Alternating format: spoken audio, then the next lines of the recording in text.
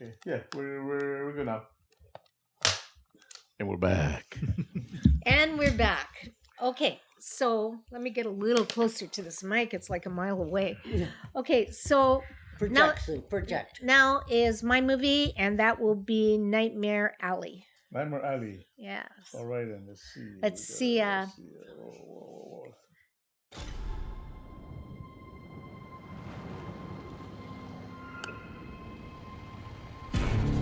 I will ask you simple questions. You will answer in short sentences only what you believe to be absolute truth. Absolute truth. I can do that. Now, brief as you can, what is your name? Stanton Carlisle. Are you a true medium? Yes, I am. Mr. Carlisle, Doctor, how about that? please lay down. Can you read minds? Yes, I can. Under the right circumstances. Keep your answers brief. What do I want? To be found out, same as everybody else.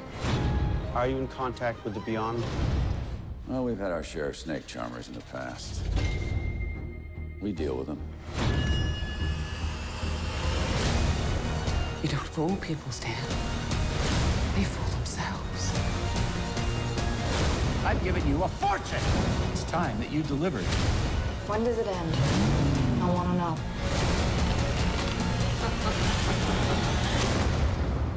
If you displease the right people, the world closes in on you very, very fast.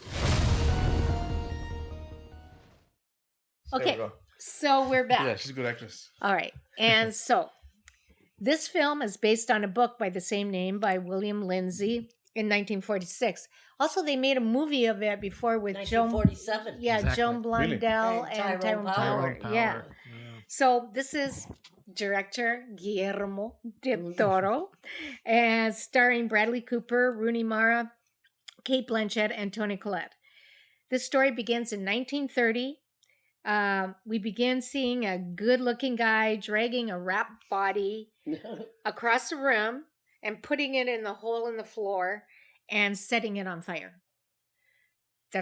And then we move on. It's the Depression. And so that same guy, he kind of hooks up with odd jobs. And he just keeps getting ahead. And I mean, it's really poor. So, I mean, he's working for like a nickel or, just really odd jobs.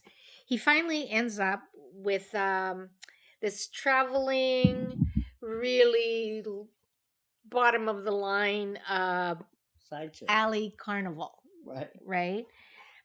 At first, he hooks up with the clairvoyant Zena, and that is Toni Collette, and her husband, mentalist husband Pete, right? David Stratham. Is that how I say it? Strathern. Yeah. Stratham. Okay, he learns a lot from them, and now hooks up later with this innocent Molly, played by Rooney Mara, and leaves the carny, much to the distress of her father, who is Bruno, played by Ron Perlman. And he perceives Stan for the con artist he is. And he sees right through him. Anyways, the movie, it seems, is in two parts. So that's the first part. The second part, he and Molly are doing their act in this upper-class hotel and seem to be doing very well. But Stan is very ambitious, and one night... wait a sec. Dr. Lilith Ritter, who is Cate Blanchett. She plays this total femme fatale, really connected lawyer. Psychiatrist. She's a psychiatrist. And she talks Stan into the ultimate con. She can use her confidential secret recordings of some of the wealthiest, most powerful men in the city. Bradley Cooper and Cate Blanchett are a match in total human disgustingness. Driven by poverty, vanity, and ruthlessness. That's on his part. A slow motion spiral down. This is labeled a crime thriller, and it is that and more. Like The Devil's Backbone, the environment of the 1930 Depression is really captured kind of with the lighting. And Dan Lawston is the cinematographer, and this is apparently his fourth film with Del Toro. And you can see why. He's really, he captures it. yeah, he really does. There is a line in the film that really captures the moral of this film. In the carny, Rooney, the Molly, Right. the innocent, electricity passes through her, and she really does it. I mean, she's not a con. She really does that. And actually her act is real. It's not like the rest of them where they're like bullshitting. So she can really do this. Near the end of the movie, she asked Dan, "Do you know why I was able to do that?" Her answer, I believe, was the crux of the whole thing. Guillermo del Toro does not disappoint. He's never disappointed me yet, and this movie is fantastic. Me either. Well, it's funny because this movie was very much, I'm glad you compared it to Devil's Backbone, because that's one I would compare it to as well. Yeah. This has sort of a psychological thriller, though everything really is based on reality. There's no fantasy in this whatsoever.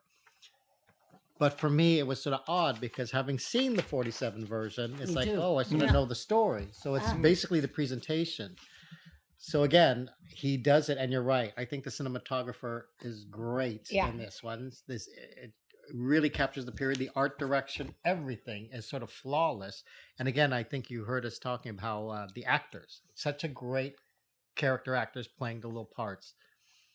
So the thing that came to the crux of me is like, well, how are they going to do this different? So one thing I noticed is that Bradley Cooper does play it rather differently, which is interesting.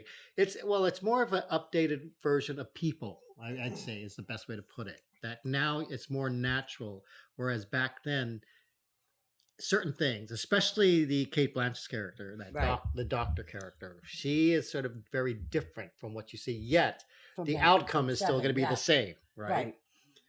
My only disappointment, I think, was with Rooney Mara. I didn't find her to be believable as innocent. That was the only thing I could in the movie. Well, she is the most important thing in the movie. In fact, that's the thing, because get that from the movie. That's why a film noir always has what you call the saint and then the sinner, right? Yes. But that they always go for the sinner, but the saint's always the one who sort of brings them out. The femme fatale. But because the difference in there, like this, if I'm not mistaken, this keeps to the original novel's ending, which is good. Right. Whereas the 47 movie, they put a twist on it where they sort of gave it a happy ending. And a way out. Right. Like most movies did back then in general, right? They will take any movie and just, it's true. Make sure. But it was good. I thought it was a good version of the story. I cannot deny that. And all the actors, I thought, were pretty much playing their part. I just thought I was really hoping I'd find it a little bit more touching, I guess, in an odd way, because you didn't find the ending touching? No, not at all. Oh God, it touched me. That's so what hard. I mean. It just sort of the only thing I found interesting actually was when towards the end is the remarks that the Dr. Ritter, Cate Blanchett's character, makes to him at the very end. It's sort of their last scene together. Do you mind me asking what they were? If you know. Oh, well, it had to do with power.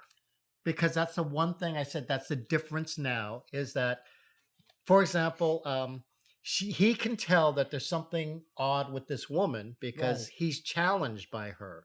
Right. She has figured out what their act is, because their act was given to them by Pete and Xena. Right. Yeah. That she was saying, oh yeah, the way I say things, that's how he knows what I'm saying. So this code is, they learn the code and then they start performing the act. Right. And Xena has no qualms with that either. At one point, Pete has a book with everything of how hand motions, what every single body movement will mean. So they can communicate without talking. Right. This Dr. Ritter figures it out. So she starts talking. And she doesn't like it. No, it's not so much she likes it. She knows it's a con. Right. So She that's doesn't why I like said. she doesn't seem to like cons. Well, that's why I disagree. She's sucking him in my opinion. Absolutely. So the Yeah. thing is, She doesn't like cons. She is one. exactly. But I don't But- think she recognizes that about herself. Oh, I think so. Oh no! See, that's what I disagree too. Because at one point he says, "Oh, I know what you are. You're bad." And the reason I know that because I am too. And it's like, see, if he stuck with his philosophy of knowing that at the beginning, but for some reason he didn't. Well, He that's gets why her separated. comment is so right. You Right. have But- to know when. But that's why he had said that because at one point he has to tell her what's in her handbag, right? Right. And he figures out what it is and he says, "Oh, you have that in your handbag because it makes you powerful." And he tells her, "You'll never be powerful." And at the end, that's when she comes up with that line, "Am I powerful now?" And it's like, I said, that is That's the root of especially it. from a woman's point of view of how you're being humiliated by a guy, and then the tables turn, right? Right. That's what I mean by the contemporary side of it. Okay, you know? maybe but I don't feel he humiliated her. She first of all was trying to humiliate him. Yeah. Oh no! Well, that's why he tells the what Jennifer, is that her name? Molly character, right? That's what he says. So no, that's why I had to take her down because she was. That's why once he takes out the blindfold, that's when the act has stopped, and then now he's trying to get to her. Right. Like he wants to put her down in front of the audience, just so they know who's the power. in charge. Exactly. Right. And that's what I mean. That's what you see very much because that's what it comes down to. Because you even see the power Molly has in their relationship at one point. Right. Because she knows how important she is, and she agrees to do something despite this. But she says, that's it. And I thought, you know what? At least that's sort of true to that character. I can see that. That's true. Because she is inherently a good person. She is. And she also knows the rule that everyone tells him, David, Pete, and Xena both tell him, you do not do certain things. You have to tell the truth at one point. And that's when, like you said, he's so ambitious, he won't listen to it. He crosses the line. Okay, Patty? Okay. I love this movie, and for me to love a movie, I actually wrote out what I thought. Okay, so when you see Stanton checking in, this is the beginning of the movie, around a sideshow featuring mentalism and bizarre acts. And what he does is he helps, when he walks in, to catch the operations geek, who is a broken down alcoholic who's dehumanized for entertainment, right? He's a symbol of damnation because at that time, everything was, this is what's good for you, this is what's bad for you. But what he doesn't realize from the point of his life is that he's looking at his life. But from his vantage point at where he is right now, he doesn't see where it's going. And he's on a upward trail to success. A movie of psychological tunnels and spirals. The continuous showing of the Ferris wheel shows you this, and especially the continuous loop of life, as you would say. And I kept noticing the Ferris wheel was, when I noticed something being shown a couple of times, I noticed it's very important, yeah. And after becoming friendly with an odd couple, Xena and Pete, he learns a whole new calling, and mentalism, which is you guess somebody, you grab an object and they tell you what it is and where it came from. And you see him turn from a naive person from a naive confidence to a dangerous confidence, because it's not true confidence. Throughout the movie, we get a sense of a boy in a man's body crying out for validation and raging in the world with more and more success, which is he meters by being this successful goals. And then he meets Dr. Ritter, Cate Blanchett. What's her name? Cate Blanchett. Ritter. Lilith Ritter is Cate Blanchett. Yeah, who I took as having a disdain for people who are conning people. That's what I took her for. And she knocks down the notches of his confidence the more and more they get together. And that's when his life begins to spiral down. The longer Lilith interacts with him, she is drowning his confidence. And it's a very fragile confidence he has within each meeting. And you feel like the switch of power goes from him to hers. You kind of see that point where she has it over him. You get dragged down then from the alley watching his demise. The symbolism in all Guillermo del Toro's movie, am I saying it right? Guillermo. Is a Guillermo. Guillermo. Right. In this movie, it's all green and gold tones. And I think gold is the power. Like gold. Yeah. Like And the green is light. reality. And that's what I love about this guy's movies. He has so much meaning in his sets, his characters, and all the symbolism. And the story itself really provides a lot of that. So I love this movie, but it's like, it's hard to watch. It really is. I agree. Yeah. Oh, me already. So yeah, I like the movie. I like Guillermo del Toro movies. I like his look. That said, that kind of, I call it that kind of emberish color and reddish. I thought the movie. I was thinking, the Bradley Cooper, his character, he learns how to do this trick. So, and then there's the old man that tells him, who taught him how to do the trick. He tells him to be careful with that trick. Don't let it go to your head, or else you're gonna start believing your own crap, kind of thing. Like that is not a trick, it's you. So, and he's very cocky. So he kind of, like saying about he's very cocky, and he's kind of one of those people that doesn't know when to hold them, doesn't know when to walk away. Exactly. He just keeps going. He keeps going. You gotta be careful, like you said. Like the girlfriend told him, she knows when it's her. I didn't say what it was, but she gave that. Yeah. Yes. Okay. So, but what I'm noticing that, he figures that he's gonna take over, and he's gonna be doing this and just, be this big fish. But it's actually a big fish in a small town or the carnival. But he goes to the city. He finds out quickly that he's a small fish because he, it doesn't matter how sly you are. You'll always meet somebody that's even more sly, and I think in his case he meets his match, yes. Or even not even his match. Somebody who knows more than he does. No matter how strong you are, somebody stronger, faster, nastier or trickier.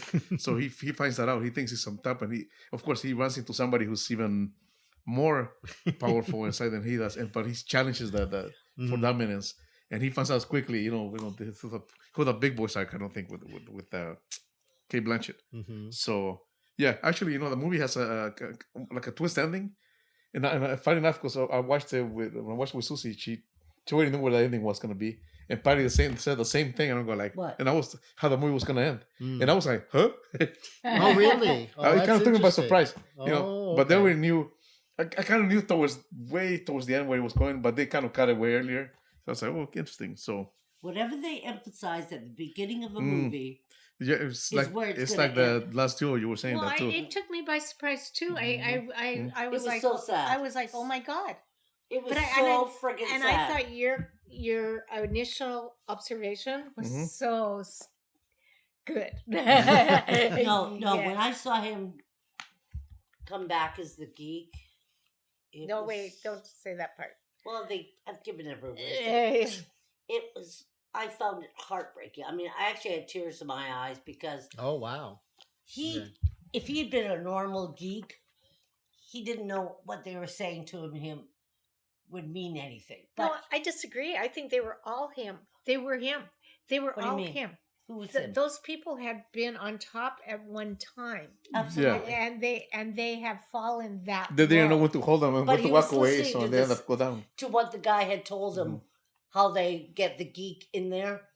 and he was hearing this, it broke my heart watching the ending of this movie. Yeah, Well- that actually, I thought that was fascinating. Where William Dafoe, playing the Clem character, Yeah. was discussing how you sort of rope in, because that's where, in fact, that's where the Right. title comes from. Yeah. She says, "Oh, where do you find these? Oh, Nightmare Alleys, da da da, Mhm. carnies, da da da." You know, so, but yeah, I was fascinated by that little aspect because I thought, "Oh, that's something I never thought about." You know, Right. before, right? It was so yeah. heartbreaking. Have you? Everybody's gone. Yeah, that was pretty much it. Yeah, I enjoyed the movie. Okay, so are we ready to? Yep. Yeah, I gave this a 6. I gave it a 9. Give it a 9. I give it a 10. Wow. Guillermo can do no Guillermo wrong del for Or me. 10. Well, we'll be back with our last movie.